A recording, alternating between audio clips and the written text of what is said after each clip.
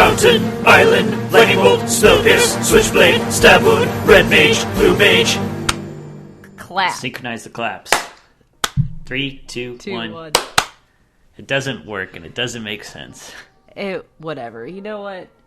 I don't care. But it gets us in like a professional mindset. Like, we're gonna do something with that later. It's technical. Not. Don't worry about it. We're not doing anything at all. Yes, we are. We're hosting Red Mage, Blue Mage, the Magic the Gathering Variety Podcast Hour. That is wonderful and fantastic, and I always remember to plug it. Yeah. Not once yet. Oh my god, I'm so sorry. I'm terrible. It's fine. It's because I do, like, my theory is this. Okay. Because I don't edit the audio. Let me sip because my tea. I barely write anything for this show.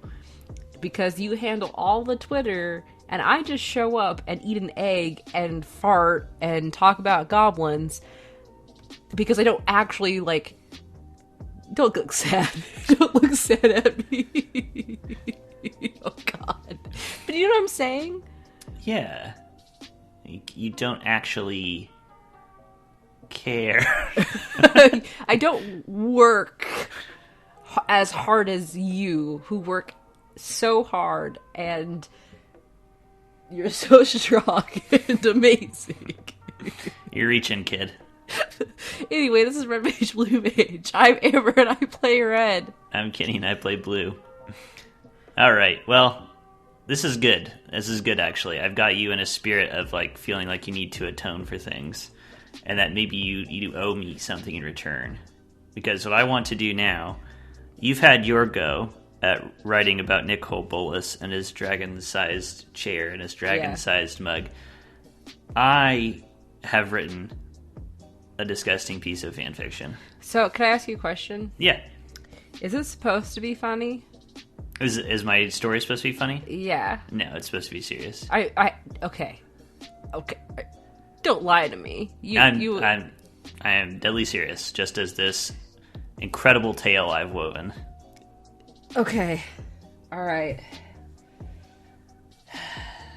I'm ready. I'll get into serious mindset. I will take you seriously. I will listen seriously. I will be focusing seriously on your beautiful words. Okay. Well, we'll see. Because I wanted to preface as well.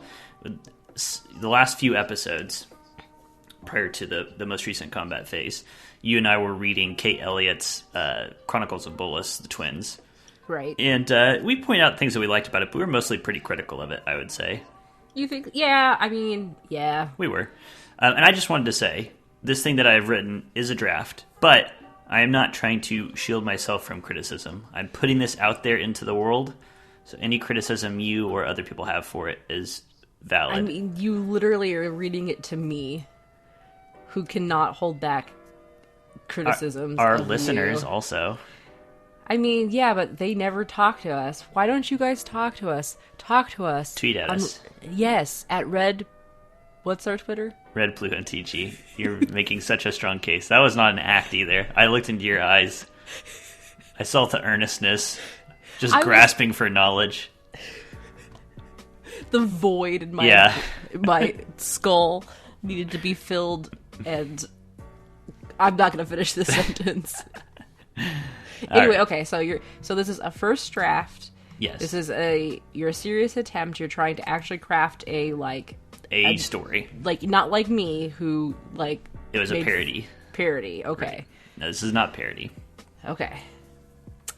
I have one more question for you. Okay, hit me. I want to answer all the questions. What is your subject matter? The subject matter? You're just going to have to wait and find out. Okay. All right. Lay it on me. All right, you ready? I suppose. Have a seat next to the hearth. Take a bracing shot of brandy and prepare yourself for fanfic theatre.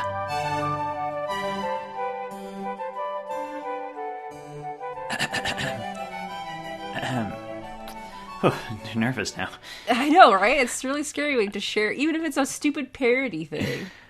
Okay, the story is called Passage. I'm waiting for you were looking into the heavens. I'm just waiting. Okay. I'm waiting for this passage to go through this passage. Okay. passage is the story. Okay. All right, for real. Get serious. No more laughing. I'm not laughing. How long have we been traveling, ferryman? The ferryman answered, as ever, "The river is long and winding, child." How many times had he asked the same question? How many times had he given the same answer? Neither the ferryman nor the river would say. Elspeth moved the haft of her spear aside and shifted forward, the boat creaking a complaint as it rocked beneath her. She leaned over the bow to look into the serenely flowing water. A face peered back at her through the swirling emerald sheen of the river's surface. It was a woman's face. A curtain of dark hair tumbled from beneath her hood. A simple golden circlet framed a young face etched by toil. Elspeth looked into her eyes, and the face softened, smiling in recognition. It was her own face. She had forgotten for a moment. Little waves off the boat rippled and distorted her reflection. How easily the water warped the image and carried it away. How gently the river tumbled grains of silt inch by inch down the river, where all things must go. How much had been washed away over the eons. To think of it. Elspeth smiled again. The boat was now slowly passing a ring of crumbling sculptures standing half steeped in mud of the near shore. Ferrymen, who were the statues meant to be? Their faces, pale white smudges in the murk, had been crudely shorn, their top halves missing. The remaining features were worn smooth. Who can say, the ferryman replied. They sought to etch the memory of their life in the stone, but it is the nature of both memory and stone to wear away. The boat passed closer, and Elspeth eyed the nearest statue. Whatever skill its artist possessed was largely hidden now, the details completely smoothed over. Elspeth couldn't even tell if the figure was intended to be a man or a woman. Yet she could see the regal pride in the figure's posture, chest puffed, neck tall, one knee thrust forward into the mud. Her gaze followed the statue's arm down to its amorphous hand, resting on the hilt of a stone sword. At this her brow furrowed, and she turned to regard the pieces of her own broken weapon, the spear. "Foolishness," said Elspeth. "To cling to memory? Yes," replied the ferryman. "To cling to war," Elspeth said. She held the fragments of the spear, felt the weight of dead metal, felt the familiar grain of the oak rasping against her grip. She turned to address the ferryman. Tall and gaunt, he slowly but tirelessly urged the boat forward with a gnarled staff. With each stroke of the staff, the shadows of his tattered robe seemed to fill with twinkling star stuff. A long shroud completely covered his face, yet Elspeth could feel his gaze meeting hers. "Is it true," she asked him, "that the river will carry away every memory?" "What memory could be strong enough to survive its passage?" he answered. She smiled. "Good. I surrendered them willingly." Meeting his sightless gaze, she held the pieces of the spear over the edge of the boat and dropped them into the river. With hardly a splash, they vanished into the murk. "Let the river take them all," she said. Time passed. It coursed by patiently, quietly, relentlessly, swirling in gentle eddies. Elspeth asked her questions. The ferryman would answer. She would forget and ask again. He would answer, patiently. The memories were fading. Elspeth could feel them going. There was a woman whose name was Mother. Elspeth remembered her kindness, but not her words anymore. In her mind's eye, Mother's face was worn smooth, care lines dissolved away into peaceful nothing. But there was something. The memory hadn't dissolved completely. Mother had held a strip of white cloth that day, stained with red, so bright in the morning light. There were sounds. Elspeth could hear them clearly. Screaming metal, liquid splash, ripping. Elspeth's head snapped up as she gasped. Had she been dreaming? Were dreams even possible in this place? Had it been real? Behind her the ferryman stirred, but she hardly noticed. She cast her eyes out wildly across the banks of the river. She swore she could hear something out there. It had felt so real. Was it the memory? That couldn't be. The memories were supposed to fade. And then she saw pale figures in the mist. "Ferryman, who are they?" Her voice was urgent. The ferryman's reply was as calm as ever. "They are those that were before." But there was something different. A smile in the ferryman's voice. Elspeth peered into the fog, and as the boat neared, the mist parted, revealing statues once again. Many statues. an army of statues stretching out into the bleak country beyond the shore. The tops of their heads were once again removed, but otherwise, unlike before, they were pristine. They were soldiers, locked in combat, weapons in hand, piercing, falling. They were children, fleeing, screaming, bewildered at the madness around them. They were mothers, fathers, grasping, pleading. They were corpses, fallen, torn, vacant. They were monsters, ripping, tearing, feasting. The green light of the river reflected off of the polished surfaces of their stone flesh. Every vein, every hair, every bead of sweat and blood. They looked painfully real. Elspeth remembered them all. Each one she had once seen with her waking eyes. These were scenes from her life. The half-headed sculptures seemed to smile at her. "Ferryman, what is this?" Elspeth shouted. She turned to face him. With glee, the ferryman answered, "Elspeth, what memories could be strong enough to survive the passage of the river?" Elspeth's eyes bulged. "Who are you?" She lunged forward and tore the shroud from his face. The tattered cloth seemed to fall slowly, as though through water. Beneath it, pale gray untouched skin, blue lips curling into a thin smile. There were no eyes, no nose.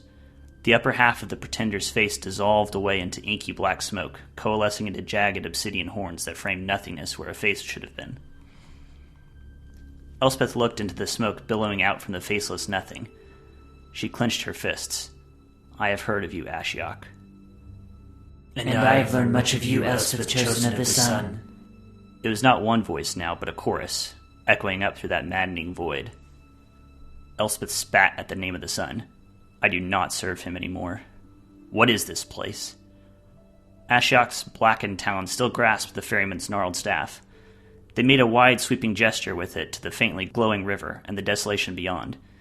"It is precisely what you believe it is, the underworld." "And where are you taking me?" "The sun god has employed me to deliver you to your nightmare." Without a moment's hesitation, Elspeth turned and dove from the side of the boat into the river. The cold of the water pierced her like a blade. Beneath the surface, Elspeth let out a choked scream as the memory of her death returned. Her chest filled with the searing, frigid pain of the spear once again. She had given everything for the sun and for his people. In recompense, he had killed her, and apparently he wasn't done. Elspeth emerged onto the bank, chill steam boiling off of her. As she rose, maddeningly, Ashiok stood before her, amidst the faceless statues. Elspeth rose to her feet. "I do not fear you." "I know." "I will fight you." "I know this too." Elspeth charged forward, reaching out her hands for her captor. Ashiok raised the staff to ward off the blow, and Elspeth instantly seized it, wrenching it easily from them. The black smoke rolled like a mist from a waterfall, as Ashiok fell to the ground, laughing. Elspeth raised the staff to strike, and something stopped her. She turned, and saw a half-headed statue of her mother, billowing nightmarish fumes, stone hands stopping the staff. "Elspeth, help me." Elspeth staggered back from her. All around, statues cracked into motion, thick black smoke pouring from them. There were hundreds. "Please, Elspeth, help us, gods, please." "No," whispered Elspeth, "I can't anymore. I'm sorry. I'm sorry, there's nothing left." She crawled back away from them, her hands sinking into the mud. They towered above her, faceless, reaching for her. She shook her head. She couldn't breathe. Everything seemed to stop. Then the monsters awoke. Stone behemoths cracked and stretched their mouths, polished teeth glistening. The figures of her friends, her family, her blood began to scream in terror. There was no thought. Elspeth planted the staff into the ground and pulled herself up with it. All doubt vanished. She charged forward once more, rushing to put herself between the monsters and her people. A shout of defiance sounded above the din of the creatures cracking to life. She planted a foot on a fallen pillar and leapt, thrusting the staff forward to strike the nearest beast. In her grip, the staff warped, and layers of it evaporated to twisting black smoke, reforming itself in her grasp. She pierced the horror through the back of its throat. Instantly, it crumbled to dust. A deep hush fell like snow over the desolation, as all the statues noiselessly dissolved. Elspeth stood alone. In her hands was her spear, reforged from nightmare. From the black mist, Ashiok calmly emerged. Why are you doing this? Elspeth asked, voice shaking. I am only obeying my nature, as must you. Ashiok reached out a single talon and parted the black mist like a curtain. Sunlight, blindingly bright, poured from the gap. I could no more easily cast aside my nature than you could cast aside your spear. Elspeth looked at the weapon in her hand. It felt familiar. She hated it. From the other side of the portal, she heard the sounds of battle. Cries of the innocent. Her work was not over. How many times, she asked. How many times have we done this? How many more?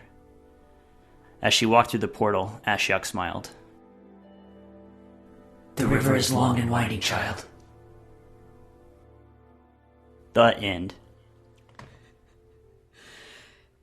This was your first draft? Yeah. Fuck you. It was really good. Thank you. So you should work for Wizards now, right? Like, they should, like, buy your stories, because that was really good. I thought it was really good. I saw you nodding when But it was like, I was like, I see where this is going. when did you see that? Right before it happened, or did you pick up on clues along the way? Nope, no clues along the way. I didn't get it until literally Right before it happened? Well, it was like when she was remembering, like, she's like, wait, I know this person's face, or I know this this feeling. And I was like, oh no. He's messing with your brain. He's messing with your dreams and your brains. I wonder who it could be. So yeah. Good. Thanks. Very good. Thank you. Appreciate it. I can't like mock you or anything. I'm sorry. That's If that's what you were hoping for. No, I wasn't hoping for that. I just wanted honest opinions. I thought it was really good.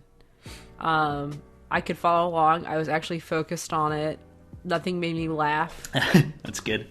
Yeah, I don't know. It's really good. Thanks. Very visual. I could see everything. Thanks. I was kind of feeling, as I was writing it and finishing the draft, I had the feeling that maybe I could give stuff more time to breathe. It moves very quickly from the... I like that. Yeah. Because, like, for me, it's one of those things where it's like, if it takes too long to, like... I want things to be snappy. In fact, there was, like, a couple of times where I was like, oh, that would have been a really good place to end when the reveal happened. That was, like, I was like, oh, that would have been a really good... like. But I see things very, like, scene-wise and, like, serial. Yeah. Yeah, if you were doing this... I feel like if you were doing this for Wizard for, like, a weekly story series, yeah, you would have ended at boom, reveal. And then, like, each one of these big beats is its own story. Yes, exactly. There are pieces of the actual magic lore that are inspiration and are accurate, and then there's a lot of it that I just made up because I thought it was cool. Yeah, makes sense. A big, like, the whole inspiration, I wanted that card. There's a card from Theros Beyond Death called Elspeth's Nightmare. And what is Elspeth's Nightmare like? Was Theros an inspiration just because it just came out recently? Or do you actually enjoy the story of Elspeth? Or what's... It's more like, I was thinking about it, I took a shower right before we recorded, and I was thinking about it in the shower. I like my magic to be magical in fantasy. Yeah. Like, it drives me nuts in the Harry Potter movies where it just turns into laser wars. Oh, yeah. The combat. Pew, pew. Yeah, it doesn't feel magical anymore. And I think a lot of... I think Ashiok is super cool, but I don't like that their magic is often just depicted as, I summon monsters made of smoke. Like, I think it should be more psychological. I think... Yeah. Ashiok, to be really terrifying, there has to be that turn of, like, actually playing on your fear. Well, and that, too, is, like, the whole dream stuff. Like, I mean, I don't know if I've talked about it on this podcast, or any podcast, really, but talking about sleep paralysis. I suffer from sleep paralysis, and I've had episodes that are so bad that when I wake up, I'm not even sure what's real anymore. And then it's like, oh, then it's like, then I wake up again, and it's like, are you fucking kidding? My brain is messing with me so hard right now, I don't even know. Right. Like, I'm eating Pringles, But am I really eating Pringles? I can't tell. This is the Amber version of this story. You're the boat eating Pringles. I'm eating all these cookies. Once you pop, Fairy so Man, good. Does the fun ever stop? I can't stop eating these Pringles. But I can't tell if they're real or not. This is terrible. This is a fucking nightmare.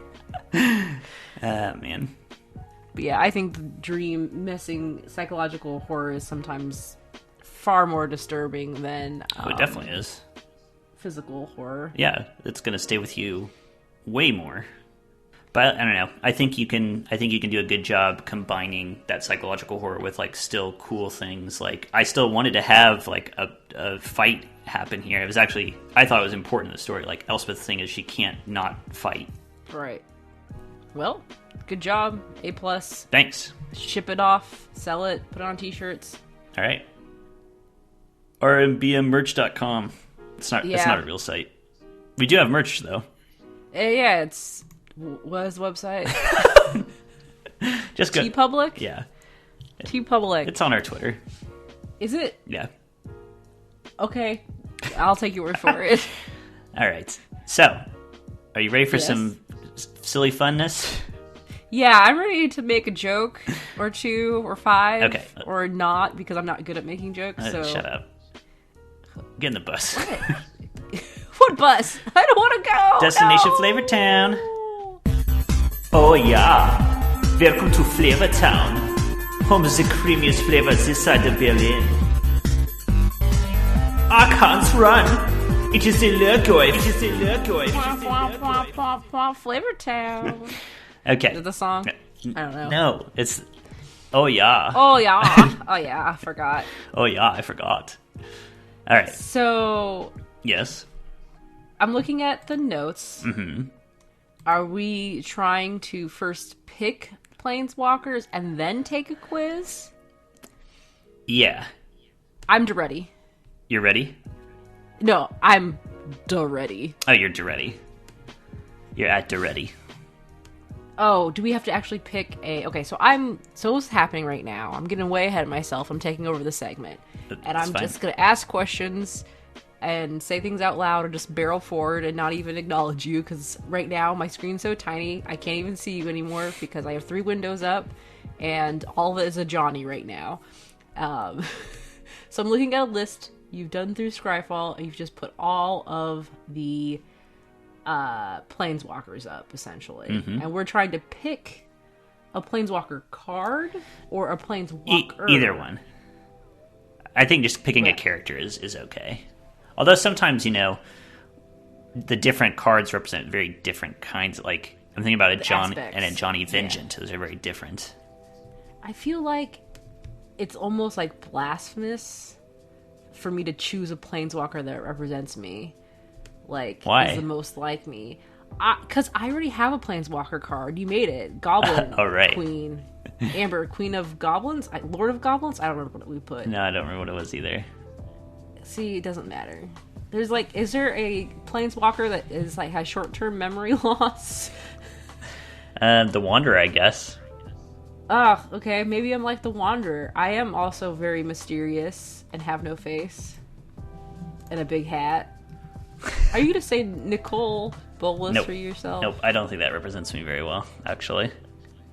It's gotta be, for me, it's gotta be Oko, I think. For you? No. Oh, are you saying for me?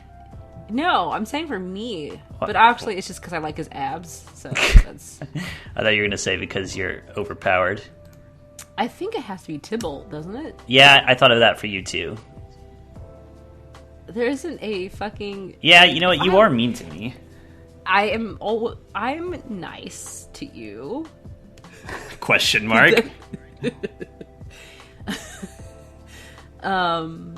Amber, thief of goblins. Are you Urza? Surely not. No, I don't think so. Can I tell you who I actually think I am? Okay, go for I it. think I'm Dovin Baan. Oh, sounds like a boring person. You're right. That's exactly right. I don't even know who Dovin Bond. Bond?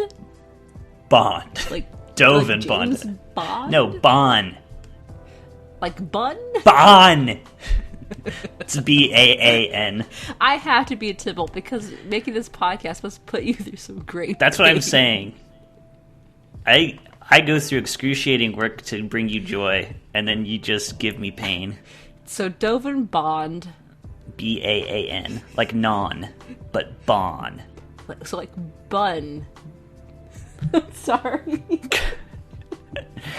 This joke isn't even a joke. It's just me being an asshole. Okay, I'm looking at him. What is this man's... He's Vildelkin. So I see. he's all about order and control and keeping things neat and tidy. God, just boring.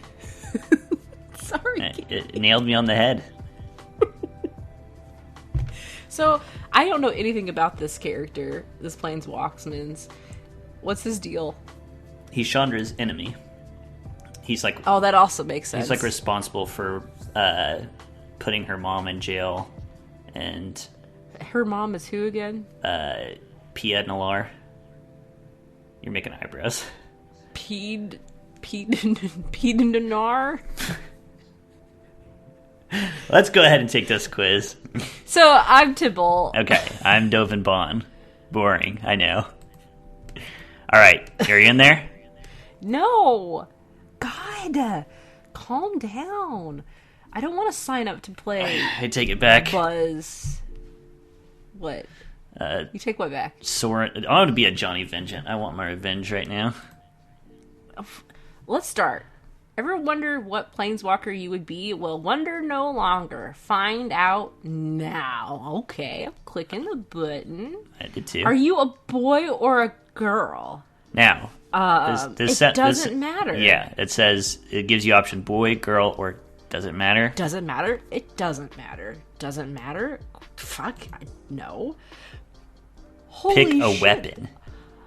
Okay. Wow. Wow. These are good choices. I don't. What are those punch daggers, right? You know, like you hold them in your hand Yeah. and you punch. Like a Wolverine. I like those. I'm picking that. Wait, why won't it let me The pick choices it? are down below, you silly. That's just a picture. I want those punch daggers. So say something like something big and awesome. There's also my bare fist, which is pretty close to what you were saying. Why would they fucking make it? Okay, so here I'm already very upset with this quiz because the first image they show you, it says pick a weapon, and you just see a bunch of weapons splayed out, and it looks like an interactive thing. And so it's like, well, I'm gonna pick the weapon, touch it, and I can't have punch daggers. Anything I can use. I said my mind for the record. Okay. Your values. The options are power, honesty, intelligence, justice, strength, freedom, creativity, and honor. Wow, yours is listed differently than mine then. Huh. Mine says honor, intelligence, justice, power, freedom, creativity, strength, honesty. Let's just shuffle them. So what are my values? But it says values, so do I get to pick more than one or do I have to pick one? I think it's going to be pick your top one first. Creativity. I was actually going to say the same thing. How do you fight? I take them down brutally, make them pay for forever daring to cross me. I can't fucking read. I'm doing that one. I'm going to say strategic. Okay. Why do you fight? For fun. For fun! For domination, for freedom, for myself. What do you think of fighting? I'm way ahead of you. I guess I would say for myself. Because I like competition for self-improvement. So for myself. Gotcha. What do you think of fighting? Helps you learn, helps me vent. It is in our nature. Call back to Ashiok. You must fight to prove you are worthy of the prize, else me get what I want. It would be better if they all just laid down, though. I'm gonna do that one. Yeah. Work. Just like take a nap. Work less. That's my motto. Yeah. Are you good at taking orders? No, I can't take orders. I give. I don't like it. I can take orders as well as I give them. Fine. I fight alone. Which is more important? Limited power. Or intelligence. Power or intelligence? More important. I picked power, obviously. Who gives shit? You're not going to be very smart when your brains are on the ground. Intelligence is power. I'm taking intelligence. You are now in charge of the whole world. Which would you rather have? Love of my people, complete, undisputed, unquestioned loyalty. I don't want to be in charge. I don't want to be in charge. Honor, respect. Complete, undisputed, and unquestioned loyalty. Wow. I'm a tyrant. You're the villain, yeah. You're going to get Nicol Bolas. Shut up. How would you rule your people? Probably try to serve them by knees come further with an iron fist as a true king or queen. I'd say with an iron fist. You know how I run my classroom. Yeah. You slap all your students around. With my iron fist. How are you with controlling your emotions?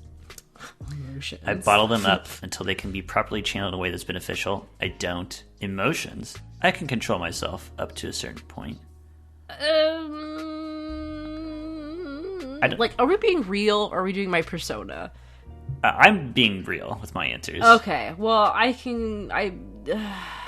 don't like the language here, but I think the truest answer for me is I bottle them up until they can be properly channeled in a way that is beneficial. I think that's true. I think I can control myself up to a certain point. Okay. Because I have anxiety and depression, and I can't control that. Yeah. Oh my god, you're right. I got Nicol Bolas. Did you really?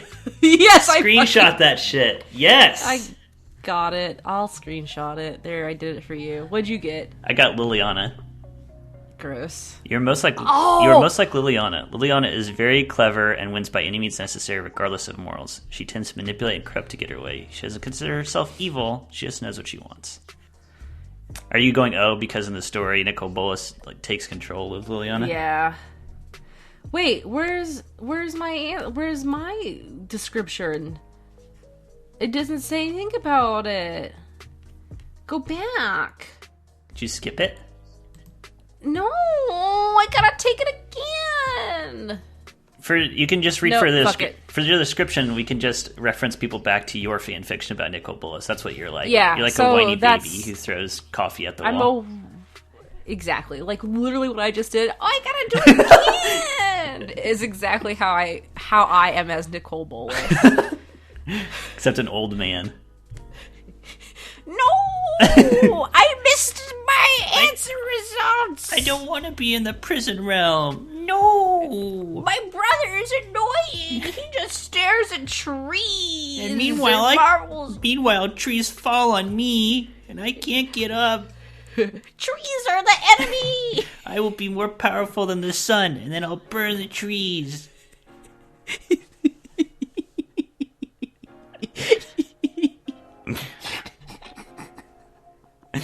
I hate him so much. And you got him. But I got him. I'm Nicol Bolas. Isn't he supposed to be smart? Yeah, he is. I'm stupid. What? Well, I mean, but look how things turned out for Nicol Bolas. That's true. It didn't really work out. Hoisted by his own petard. Truly. His own that. dragon-sized petard. Yes. All right. Let's wrap this up. Okay. We're Red Mage, Blue Mage. Where can they find us on Twitter, Amber? I'm gonna go look at Twitter right now. It's Red Blue MTG. Very good. And where can I find you?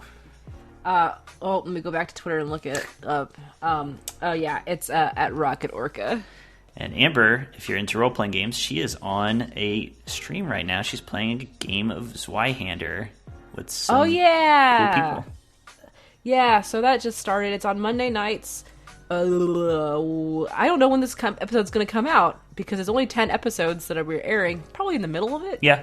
It'll be like episode 5 or so. You can go back and catch up. It's all on YouTube. Yeah, it's on the YouTubes. But yeah, 8 p.m. Eastern Standard Time. And it's on Adam Kobol's channel. Yeah, twitch.tv /Adam Kobol /Adam Kobol.